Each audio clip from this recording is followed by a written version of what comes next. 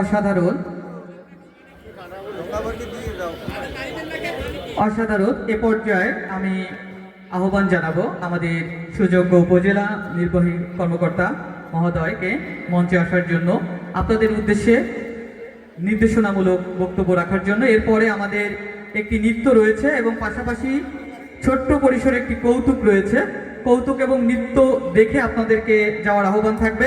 আমরা সকলের কথা শোনারই আমাদের খুব ইচ্ছে, কিন্তু সকলকে আসলে ওইভাবে সুযোগ দিতে পারছি না। তবে যারা রাত জেগে এত সময় আমাদের সাথে রয়েছেন সবাইকে অভিনন্দন জানাচ্ছি এবং আমরা এ পর্যায়ে শুনবো আমাদের শ্রদ্ধেয় উপজেলা নির্বাহী কর্মকর্তা মহোদয়ের কাছে নির্দেশনামূলক বক্তব্য। ধন্যবাদ। সম্মানিত উপস্থিতি, আসসালামু আলাইকুম। আশা করি ভালো আছেন। আমরা অত্যন্ত সর্বপরিসরে আমাদের তারুণ্যের উৎসব 2025-এর যে নির্দেশনা ছিল, সাংস্কৃতিক অনুষ্ঠান এবং ইয়ুথ ফেস্টিভ্যালের আয়োজন করেছি। আমরা বিকাল 4:40 থেকে মূলত আমাদের এই প্রোগ্রামটা আয়োজন হয়েছে। এখন রাত 9টা বাজার কাছে।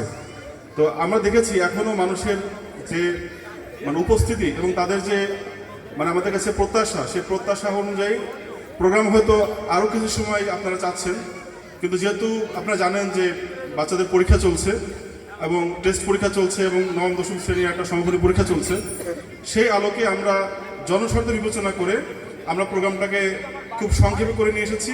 আমাদের শিল্পী ছিল, আমাদের ইচ্ছা ছিল আমরা হয়তো বাইরে থেকে শিল্পী নিয়ে আসবো, কিন্তু একটা জিনিস সবসময় আপনারা মনে রাখবেন, আমি যদি লোকালাইজেশনকে প্রমোট না করি তাহলে কিন্তু আমার লোকাল থেকে শিল্পী উঠবে না। আমরা চেষ্টা করেছি আমাদের উপজেলা প্রশাসন সহ অন্যান্য যারা আমাদের সাথে জড়িত ছিলেন আজকের এই প্রোগ্রামে, আমরা চেষ্টা করেছি আমার কচুয়ার থেকে যারা যারা শিল্পী, যারা যারা যে পর্যায়ে গান গায়, আমরা তাদেরকে এখানে এনে তাদের যে মেধা বিকাশ বা তাদের যে আলাদা একটা যে তাদের বিকশিত যে সুযোগ আছে সেই সুযোগটা করে দেওয়ার চেষ্টা করেছি। এবং আমি অত্যন্ত আনন্দিত যে আমরা অনেক ভালো ভালো মেধা দেখেছি। বিশেষ করে যে মেয়েটা লাস্টে গান গাইলো, তোমার নামটা আমি ভুলে গেছি, ও চমৎকার গান গেয়েছে এবং ওর কণ্ঠে আমার কাছে কেন মনে হয়েছে যেন ঐশীর মতো একটা কণ্ঠ আছে মধ্যে। এবং এছাড়া আমাদের এর আগে যে কিশোর কিশোরী ক্লাবের যে ডুয়েট গান শো, পরবর্তীতে সিঙ্গেল গান হলো, আমাদের ছেলেরা যারা গান গাইলেন, বিশেষ করে একটা ছেলে সে কৌতুকে অভিনয় করেছে, গানও গিয়েছে। এবং কিছুদিন আগে আমাদের এখানে যে ডিবেট কম্পিটিশন ছিল, কুইজ প্রতিযোগিতা ছিল, সেখানে সে পুরস্কার পেয়েছে।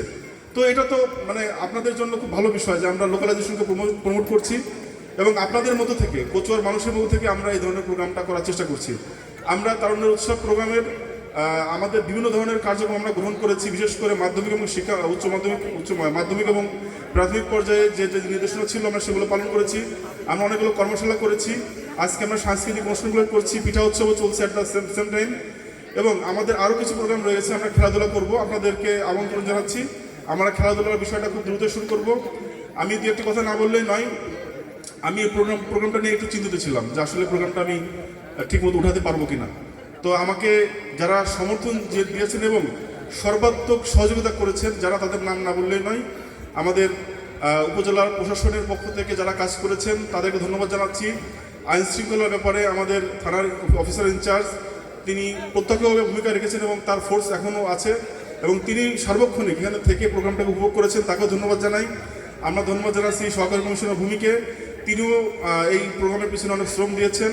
আমরা আমাদের আনসার সদস্যদেরকে ধন্যবাদ জানাই, তারা এখনও আমাদের বিভিন্ন জায়গায় সিভিল ড্রেসে তারা আছে, যাতে করে নিরাপত্তার কোনো সমস্যা না হয় এবং সময়ে সময়ে তারা আমাকে নির্দেশনা, আমাকে বিভিন্ন প্রকার তথ্য দিচ্ছে, কোনো সমস্যা হলে আমাকে জানাচ্ছে। আমি সবচেয়ে যাদের কথা না স্বীকার করলে তাদেরকে ধন্যবাদ না দিলে নয়, আমাদের সাংবাদিক ভাইয়েরা যারা আছেন, আমাদের প্রেস ক্লাবের সভাপতি, সেক্রেটারি সহ তাদের পুরো টিম এবং মফস্বল সাংবাদিক সোসাইটির সমস্ত টিম, তাদেরকে ধন্যবাদ জানাচ্ছি। তারাই প্রোগ্রামটা মূলত সেট করেছে, কোন প্রোগ্রামের পরে কোনটা হবে এবং তারা বিভিন্ন পরিস্থিতি বিবেচনা করে একটা, আমার কাছে মনে হচ্ছে একটা বেস্ট প্রোগ্রাম তারা সেট করেছে, যে প্রোগ্রামের মাধ্যমে আমরা অলমোস্ট শেষের পর্যায়ে চলে এসেছি। আমি ধন্যবাদ জানাই আমাদের সরকারের অতিরিক্ত যুগ্ম সচিব আমাদের স্বপন স্যারকে, তিনিও আমাদেরকে 3টি গান শুনিয়েছেন এবং তিনি সার্বক্ষণিকভাবে আমাদের সাথে বসে প্রোগ্রামটি উপভোগ করছেন। সর্বোপরি আপনাদেরকে ধন্যবাদ জানাই যারা এখনও শীত উপেক্ষা করে আমাদের সামনে বসে আছেন, আমাদেরকে সমর্থন জুগিয়েছেন এবং আমাদের সাথে থেকেছেন। আপনাদের সকলকে ধন্যবাদ জানাচ্ছি। এই বলে আমার বক্তব্য শেষ করছি। আশা করি 16 ডিসেম্বরে এর থেকে বড় পরিসরে কোনো সাংস্কৃতিক অনুষ্ঠান আমরা করব। ধন্যবাদ সবাইকে। এখন আমরা একটা নৃত্য দেখব। Thank you. ধন্যবাদ। আপনারা জানেন উপজেলার প্রোগ্রাম যেহেতু অনেক সীমাবদ্ধ থাকে, সীমাবদ্ধতা অতিক্রম করে আমাদের এগোনো অনেকটা দুঃসাধ্য। তাই এই দুঃসাধ্য সাহস আমরা না দেখিয়ে আমরা সীমাবদ্ধর মধ্যেই থাকতে চেয়েছি। যেহেতু আগামীতে বিজয় দিবস অনেক বেশি বড় পরিসরে হবে এই আশা আমরা রাখছি এবং আপনাদের সহযোগিতা কামনা করছি। আমি কথা না বাড়িয়ে ছোট্ট একটি কৌতুক করার একজন আশা ব্যক্ত করেছে। কৌতুকটুক শুনে আমরা নৃত্যর মধ্য দিয়ে আমরা আজকের এই অনুষ্ঠানটি শেষ করতে যাব। এ পর্যায়ে অর্থ সহায়কে একেবারেই সংক্ষেপে একক কৌতুক দিয়ে আসার জন্য আহ্বান জানাচ্ছি।